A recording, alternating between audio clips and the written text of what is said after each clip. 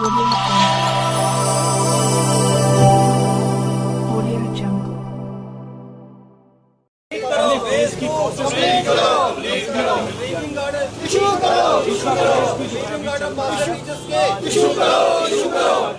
देखिए sir, ATD जो है ये इस साल 2022 जनवरी में गवर्नमेंट ने एक लिंक निकाला था सभी टीचर, मास्टर्स और लेक्चर्स के लिए कि वो अपनी 5 ऐसे दे करके अपनी वो ट्रांसफर्स के लिए अप्लाई कर सकते हैं। जैसा कि सभी टीचर्स ने, मास्टर्स ने और लेक्चरर्स ने और इवन हेडमास्टर्स ने भी इस लिंक में अप्लाई किया और हमने ये देखा कि पहले फ़ेज़ 1 हुआ, फिर फ़ेज़ 2 में और फ़ेज़ 3 भी हुआ इसका, वो हुआ लेक्चर्स का। लेक्चरर्स और हेडमास्टर जो हैं वो सारे के सारे एडजस्ट हो चुके हैं। टीचर्स और मास्टर का जो सेकंड फेज़ था उसका लिंक भी अब क्लोज़ हो गया और क्लोज़ हुए भी अब कोई 15 से 20 दिन हो चुके हैं। हमारी जो एलजी साहब हैं या जो हमारे नए प्रिंसिपल सेक्रेटरी साहब आए हैं, लोक कुमार जी, हमारे डायरेक्टर साहब हैं, तमाम जो सीईओज़ हैं हमारे जो डिस्ट्रिक्ट्स के, हमारी उनसे रिक्वेस्ट है, हमारी उनसे विनती है, प्रार्थना है कि वो प्लीज़ जो है हमारे जो लीविंग आर्डर है वो जल्द से जल्द इशू किए जाएं। मैं एक चीज़ बताना चाहूँगा कि ये जितनी भी गैदरिंग हो रही है, हम किसी एसोसिएशन को रिप्रेजेंट नहीं कर रहे हैं। हम रिप्रेजेंट कर रहे हैं उन 15,000 टीचर्स को और साथ में अगर मास्टर्स को मिला दे तो कम से कम 20,000 लोगों को हम रिप्रेजेंट कर रहे हैं। और हम इस मीडियम से अपनी आवाज़ पहुंचाना चाहते हैं हायर अथॉरिटीज़ तक कि हमारी एटीडी 2022 जिसको सबने वेलकम किया, क्योंकि ये एक बिल्कुल फेयर पॉलिसी, एक ट्रांसपेरेंट पॉलिसी जो है स्टार्ट की थी स्कूल एजुकेशन डिपार्टमेंट ने और इसको सबने वेलकम किया। इसका फ़ेज़ 1 जो है वो काफ़ी डिले होने के बाद कंप्लीट हो गया, लेकिन फ़ेज़ 2 जो है वो अभी तक कंप्लीट नहीं हुआ। फ़ेज़ 1 पब्लिश होने के बाद हमें साफ तौर पे कहा गया था कि हमारी ट्रांसफ़र ऑर्डर हो चुकी है। मेंशन किया गया था कि transfer is here by ordered, लेकिन हमें कहा गया था कि हमें रिलीव सिर्फ फ़ेज़ 2 के बाद किया जाएगा और वो फ़ेज़ 2 जो है अभी तक पब्लिश नहीं हुआ। फॉर्म्स सबमिट कर दिए गए हैं, जो डिस्प्लेस हुए थे उन लोगों ने फॉर्म सबमिट कर दिए हैं। 16 अगस्त को उसकी डेडलाइन क्लोज हो चुकी है, लेकिन अभी तक ये जो लिस्ट है, जो फ़ेज़ 2 की लिस्ट पब्लिश होनी थी, वो लैंग्विश कर रही है। जबकि हमें कहा गया था कि 30 अप्रैल तक ये सारा प्रोसेस कंप्लीट किया जाएगा। 30 अप्रैल के बाद ईद के टाइम पे हमारे जो फॉर्मर प्रिंसिपल सेक्रेटरी थे बीके सिंह सर, उन्होंने ईद के टाइम पे हमसे कहा कि 10 मई तक ही पब्लिश की जाएगी, देन 30 में और डेडलाइन जो है आगे एक्सटेंड होते गई और आज 28 अगस्त आ चुका है, लेकिन अभी तक लिस्ट पब्लिश नहीं हुई है।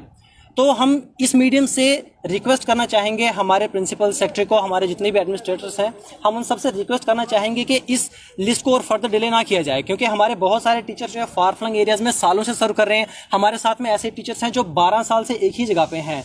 मेरे अपने इंस्टीट्यूशन में ऐसे टीचर्स हैं जो 14 साल से सिर्फ और सिर्फ एक ही जगह पे सर्व कर रहे हैं। उनकी आधी सर्विस बीत चुकी है बट वो ट्रांसफ़र नहीं हुए और हम नहीं चाहते कि और फर्दर डिले हो, क्योंकि टीचर्स जो हैं वी आर एजुकेशनिस्ट और हमें कूल माइंड से काम करना चाहते हैं। लेकिन अगर इस तरीके से एक स्ट्रेस जो है बना रहेगा कि अब हमें ट्रांसफ़र होना है और अब तक लिस्ट पब्लिश नहीं हो रही है, तो एक टीचर कभी भी कूल माइंड से काम नहीं कर पाएगा।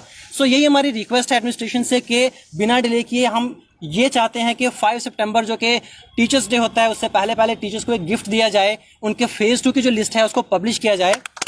हमारे जो इस वक्त जो हमारे प्रिंसिपल सेक्रेटरी हैं जिन्होंने ऑफिस को ज्वाइन किया हुआ है, वो जहां भी रह चुके हैं उन्होंने हर काम में एक्सीलेंस शो की है, कोई भी काम पेंडिंग नहीं रहा है और हम नहीं चाहते कि हमारे फॉर्मर प्रिंसिपल सेक्रेटरी का जो विजन था, जो काम था, वैसे पेंडिंग रहे। और हमें उम्मीद है कि हमारे प्रिंसिपल सेक्रेटरी जो हैं जल्दी से जल्दी इस लिस्ट को पब्लिश करेंगे। तो क्या, जबकि आप कह रहे हैं काफ़ी एफिशिएंट रहे हैं, तो क्या वजह हो सकती है? क्या बीच में एडमिनिस्ट्रेशन में कुछ लोग हैं they are creating obstruction so that आपकी इस तरीके की चीज़ ना, क्योंकि इससे पहले भी ये काफ़ी ट्रांसफ़र वाला इशू हमेशा एक करप्शन से जुड़ा हुआ रहता है। बिल्कुल। क्या सर, अगर पास्ट को अगर हम देखें तो 2021 की जो एटीडी थी वो सक्सेसफुल नहीं रही थी और उसके पीछे शायद जो आप कह रहे हैं उसके पीछे शायद से ऐसे ही इश्यूज थे जिसकी वजह से वो लिस्ट पब्लिश नहीं हुई। लेकिन इस वक्त एक ट्रांसपेरेंट पॉलिसी है, बट जो हम नोटिस कर रहे हैं वो ऐसा है कि जितने भी इश्यूज आए वो फ़ेज़ 1 के पब्लिश होने के बाद आए, क्योंकि उसमें बहुत सारे लोग ऐसे रहे जो कि हमेशा सिटीज़ में काम करना चाहते हैं, 10-10, 12-12 साल से वो सिटीज़ में काम करना चाह रहे हैं और वो इस तरीके से र्यूमर्स फैला रहे हैं कि इन्फॉर्मेशन को फाल्सीफाई कर रहे हैं, गलत वे में प्रोजेक्ट कर रहे हैं कि जो फ़ेज़ 1 है उसमें कुछ गलत हुआ है। ऐसा भी सुनने को मिला कि इसमें भाई भतीजावाद हुआ है, लेकिन ऐसा कुछ भी नहीं है। हम नहीं जानते किसी के भाई को, किसी के भतीजे को, बिकॉज अगर एक्चुअल में ऐसा होता तो हम लोग 8 या 10 साल से गाँव में सर्विस नहीं कर रहे होते। अगर हमारा इतना इन्फ्लुएंस होता तो हमें यहाँ इस मीडियम की जरूरत नहीं थी, हम तो उस इन्फ्लुएंस को यूज़ कर सकते थे। तो डिले होने का सिंपल सा एक रीज़न है कि जो र्यूमर्स फैलाए जा रहे हैं, जो गलत इन्फॉर्मेशन प्रोजेक्ट की जा रही है कि इसमें गलत हुआ है और उस वजह से अब शायद से एडमिनिस्ट्रेटर्स चाहते हैं कि इसको और एनालाइज किया जाए।